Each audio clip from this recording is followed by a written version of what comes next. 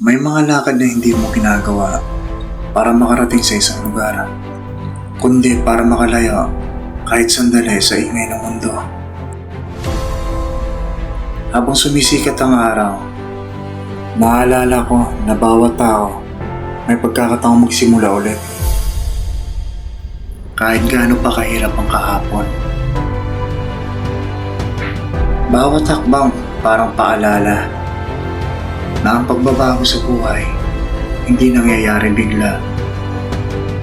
Dumarating ito, isa-isang hakbang. Minsan kailangan mo huminto sandali para marinig mo ulit ang sarili mong isip. At doon mo marirealize na marami ka pa palang kailangan matutunan sa buhay. Lahat tayo may mga aninong dala, mga pagkakamali, mga pagsubok, at mga araw na gusto nating kalimutan. Pero kahit ganun pa man, patuloy pa rin tayong umakbang pabante.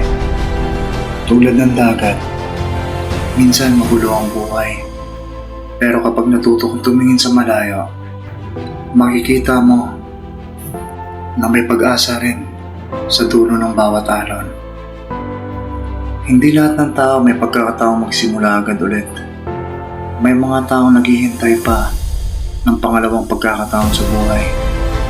Kaya habang naglalakad ako ngayon, hindi ko lang iniisip ang sarili kong paglalakbay. Iniisip ko rin ang mga taong umaasa na balang araw maglalakad din sila muli sa panibagong direksyon. Dahil sa buhay, hindi mahalaga kung ilang beses ka nadapa. Ang mahalaga, handa ka pa rin tumayo para magpatuloy sa buhay.